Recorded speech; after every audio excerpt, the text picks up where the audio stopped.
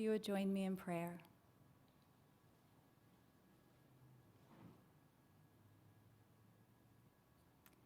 God, may the words of my mouth and the meditations of all of our hearts be acceptable in your sight. O God, our strength and our Redeemer. Amen.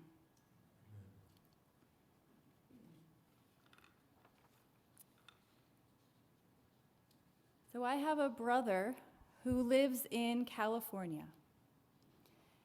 And the last time I was visiting him and his family in their home, I was sitting in their living room, and I noticed a very tiny coat rack hanging on their wall that consisted of 3 hooks.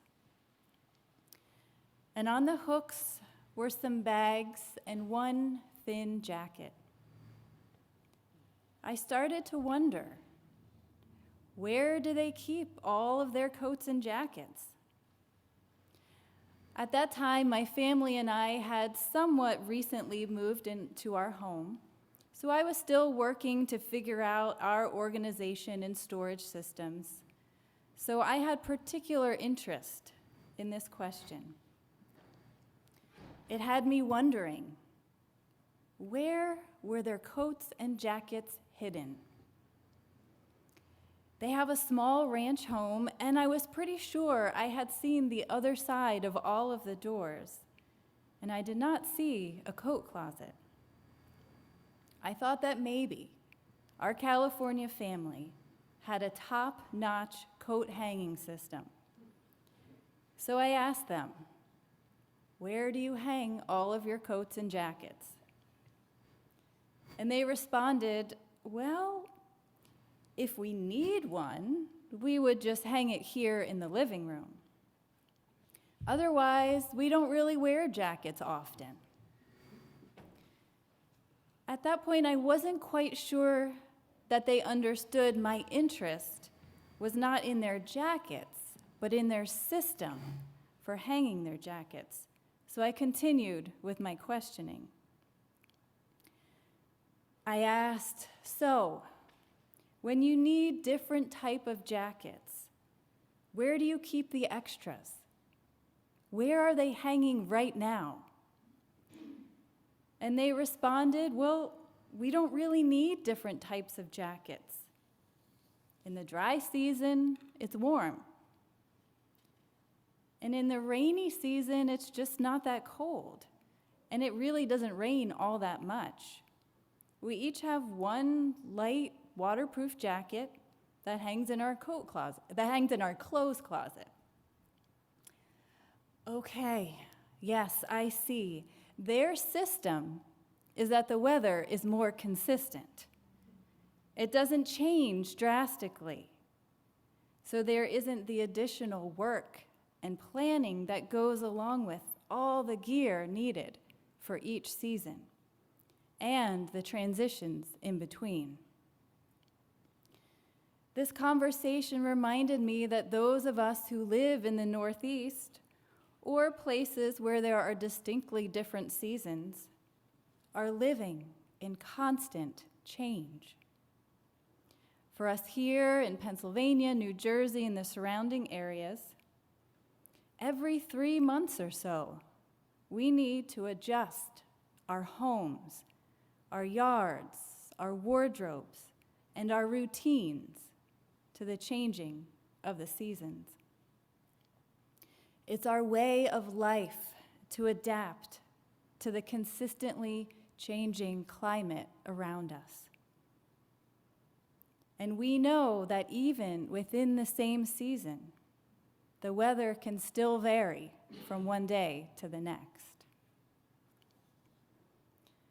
And anyone who has ever had children or has children in their life, you know that they can be a different person from day to day. As they grow and acquire more skills and knowledge and personality. And if anyone has a body, another part of life that brings change. And we know that our whole country is also embarking on a season of change. Whether wanted or unwanted, expected or unexpected, we live in constant change. And these changes in seasons, developmental stages, illness, injury, aging, systems, structures, these changes affect us in different ways. If you are someone who enjoys the heat and high energy of the summer, the spring months might bring excitement. And the fall months could probably bring a sense of dread as the cold and dark approaches. As children grow, there can be amazement and pride as new skills are acquired each day. Yet there could also be a sense of loss over that bit of ease found from having finally adjusted to the previous stage. And as the body changes, there could be a sense of accomplishment over new strengths and abilities you may have been working to acquire. Or there could be a sense of loss or maybe unfamiliarity as previous strength and abilities may have diminished due to injury, illness, or aging. And with some governmental and systemic changes, we may celebrate the justice they work towards or that they bring. And others, we may grieve and weep at the injustice that ensues.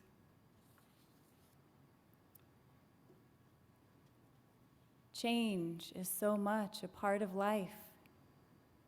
And today, this Sunday, as a Christian community, we are embarking on change.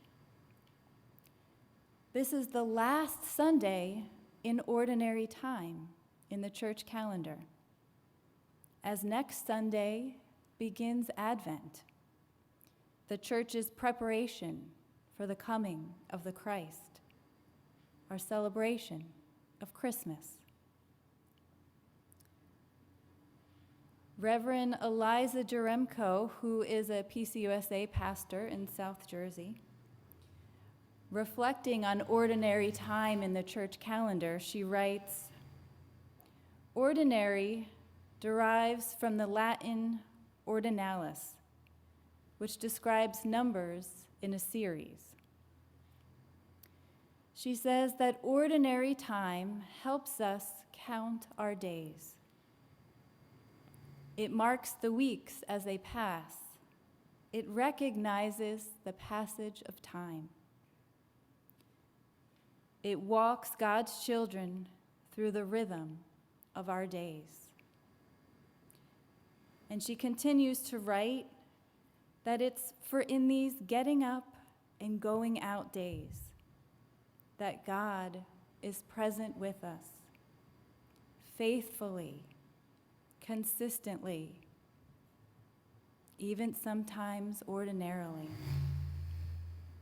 It's in the march of time where we grow and serve, love and live. And now this week, we end ordinary time. It comes to a close. Regular rhythms of church life shift to move out of the ordinary and towards the extraordinary. But what if we sat for a moment in the ordinary and gave thanks for it?